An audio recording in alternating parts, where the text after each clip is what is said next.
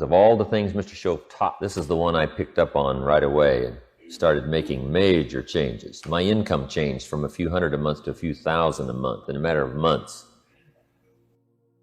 Mr. Shoaff said to me, "Mr. Rohn, you've always set goals, but before now you've probably done it haphazardly and spasmodically rather than deliberately."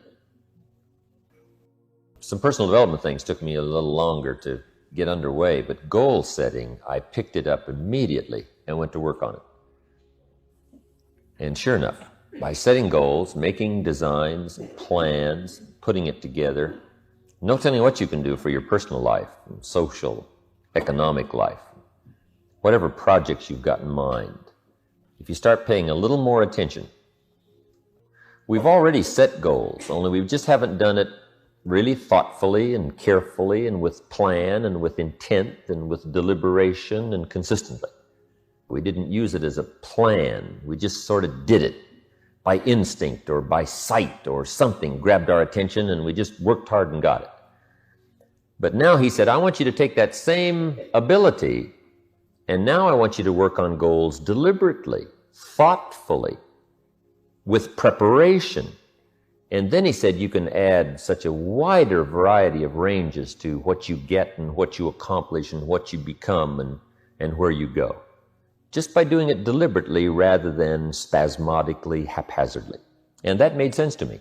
And what he did was he gave me credit for what I'd already done, right? Gave me credit for what I already knew. And that's what we want to start with, is a little credit for where we already are, right? We got here some way. This was a goal. To get here, we've set some goals, we've done some things, but where you might have done it just sort of loosely and once in a while and you know, the ups and downs, now, from now on, with just a few pointers that I found helpful, I think you can start making real deliberate plans, really setting it out so that goals and dreams for you have an incredible attraction. Goals can become like a magnet. What you want now is the pull of the future. Now, some things will pull just because intellectually you're aware of the potential and the possibility of the future. That will pull. The discoveries and what can happen and the economy and living in this unique country and the market possibilities and the potentials. I mean, you can get excited about that, simply intellectually. However, for the real pull on your constructive life to progress, now you've got to design the future for your personal life in order for it to pull. But if you will design it well, it will pull. The goals will become like a magnet. Okay? They will start to pull. The better you define them, the stronger they pull. Now, the next part here is give reasons for your goals. And I have a little phrase for you that says, purpose is stronger than object. Object will pull. Object well-defined will really pull. Purpose given to object well-defined pulls like you can't believe. And that's the process of being enticed to get up early, stay up late, hit it all day, enticed to read the books and find the answers, develop the game plan, no detail is too small. You're excited about facing the day simply because you've got it well-designed and you've given excellent purpose for it. See, if you have a goal of a $500,000 home, that will pull. But the next question is, what for?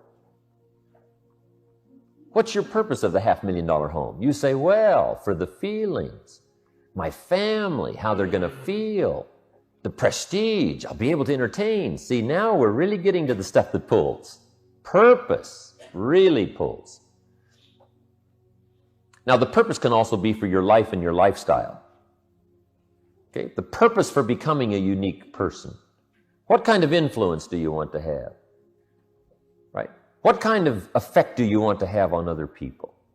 What kind of return do you want in the way of thanks and recognition for the person you've become and your life of sharing? See, once you start dreaming about what you can become, the effect you can have, the joy it's going to give you, the return that's going to come, you just start designing this incredible purpose for your life. And make sure that you include family and friends, because many times what we do for others pulls greater than even what we want for ourselves. If you can see yourself being uniquely benevolent, providing things for people they never dreamed they could have, helping them to accomplish things they never dreamed they could accomplish. How that's going to make you feel, the kind of person you're going to become from it, the joy you're going to get from it, you just must ponder that and think about it, talk about it, and design it. Now, there's two ways to face the future. One is with apprehension, being afraid of the future, being uncertain. The what if this happens game I used to play. What if the money goes wrong? What if the government doesn't do well? What if there's war? This what if game you can play on the negative side. And sure enough, it is not that difficult if you don't discipline your mind, if you don't discipline your awareness. It is not that difficult to be apprehensive about tomorrow, about next week, next month, next year, the future. Okay, that's one way to face the future, with apprehension. Here's another way to face the future, with anticipation. So if you can arrange it so that you anticipate the future rather than dread the future, see, that can alter your whole life. Because guess how close the future is? The next minute. That's the future. Okay, the past is quickly receding and the future is quickly coming. So we're all concerned right away with the future, right? The next future couple of hours, the next future couple of days, the next future couple of years. That's the future. Now, the best way to anticipate the future is to make sure that a big share of it for your life is well designed. Let me give you a little diagram to explain part of this. In our lives, here's what we're primarily involved with. Draw 4 little boxes. This little box is called potential. And this box is called action. This box is called results. And this box is called attitude. Now, since everything affects everything else, we primarily proceed based on how we feel. Primarily. You can decide to be happy or sad, that's attitude. How you react to a certain situation is primarily attitude. Right? You can either care or not care. You can listen or not listen. You can go or not go. Right? You can be there or not be there. You can decide or not decide. That's all by attitude. So attitude is the determining factor. So attitude determines our potential, how much potential we tap. Guess how much capacity we have? No telling. I mean, we're just now beginning to understand the mental, emotional, human capacity. Our lives are far too brief for the capacity, for whatever mystery that is. In one of the old world sayings, it says, we get too soon old and too late smart.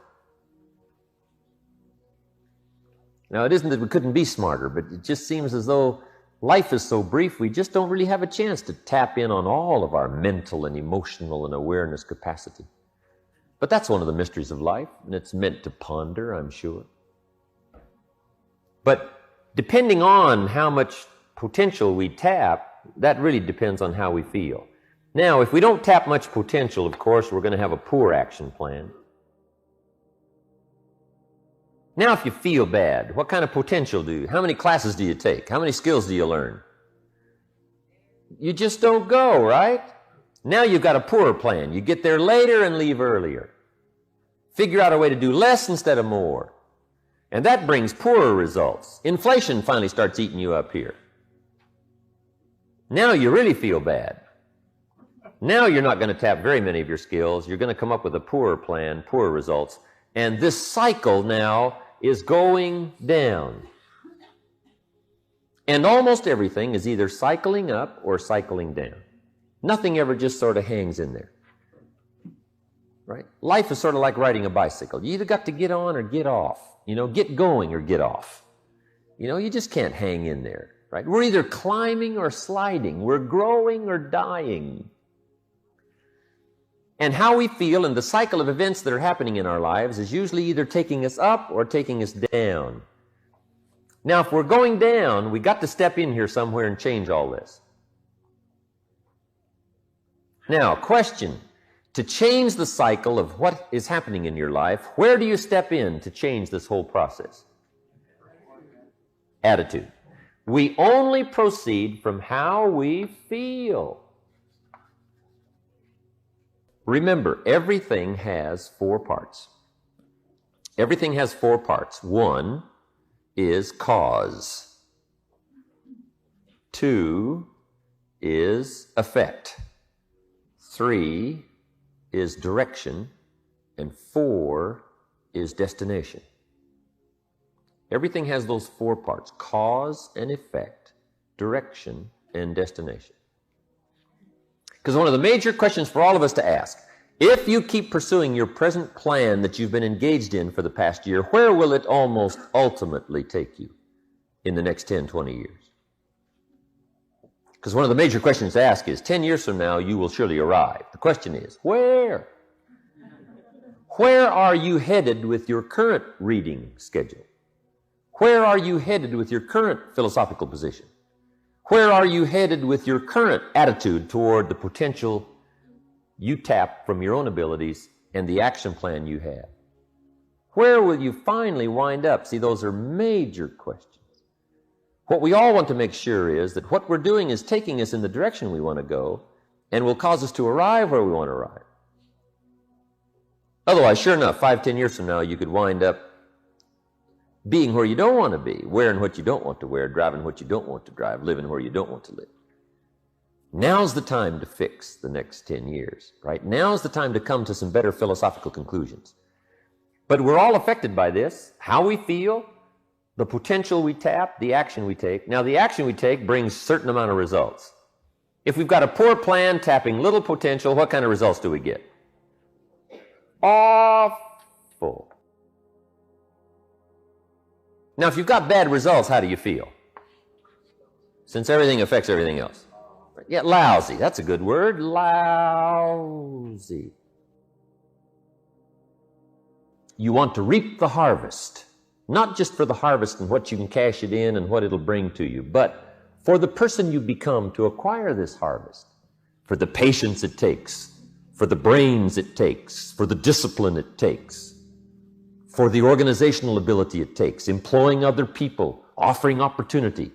See, to get a good harvest come fall, you got to be quite an enterprising person. So it isn't the harvest then that's the most value. The most value is the skill and the person, the personality, the discipline, all the things you learned and became to acquire it now becomes primary value. That's why when you really understand the acquisition of wealth, then you don't worry now anymore about your money. Who's going to steal it? And where is it going to go? And who's going to get their hands on it when I'm gone? All that. You just don't worry about that anymore. Because you've already gotten the greatest value out of your wealth. If you earned the wealth and you made the wealth, because the greatest value is the person you became to acquire it. Now, if you will begin to apply that philosophical position on all your future projects, you cannot believe the happiness and the uniqueness and the joy that comes with it. You just can't believe. Now, see, it's much easier to get up in the morning because you're going now for the greater value of the person you're going to become to acquire what you wish. Now you're eager to go for it. See, growing is one of those incredible chances and challenges in life. And now it makes the day much more exciting and much more interesting. Because we all kind of know that just things are not where the true values are. So if we pursue things, sure enough, we're going to wind up disappointed. But if we let things entice us to become better persons, to acquire them, now we understand where the true value is. See, it's a worthwhile objective to become a millionaire. And the major reason is not to get the $1 million. The $1 million is second, third, fourth, no telling how far down the list it is. The real value is the person you became to acquire the money or the net worth. See, after you've become a millionaire, you can throw the money away and not lose very much. And the reason is because you get to retain the person you became. But see, once you become the person it takes to acquire the goal, now the goal is not the most important value. The most important value is what you became to get it. That's why when you really philosophically understand, put things in their proper perspective, if you happen to lose, you don't really mind. You've still got the mental value. You've still got the awareness and the uniqueness and the skills and whatever it took for you to acquire those possessions. That's the greater value. That's why it's true the love of money is evil. And the reason is because if you put your love where the money is instead of the true value of the person you become to acquire it, then see when it's gone, you've lost everything. So once you understand where the true values are, then you use goals not just to reach the goal, but you use goals as an enticement to become a better person. Now you're zeroing in on the true enterprise of life. See, most of the answers for your life you're not going to find this weekend. You're going to find them out of your own experience. But if we can just get you started, if you can just get started reading, if you can just get started asking questions, if you can get started thinking on paper, that's where the answers are going to flow. One of my wealthy friends says, "Mr. Rohn, I will not insult you by telling you what to think, but I want to help you by showing you how to think. Because the answers are going to come from your own experience. They're going to come from your own brain power. But if we can have some guidelines that'll help us to find the answers for the future, see, that can then become a very valuable weekend.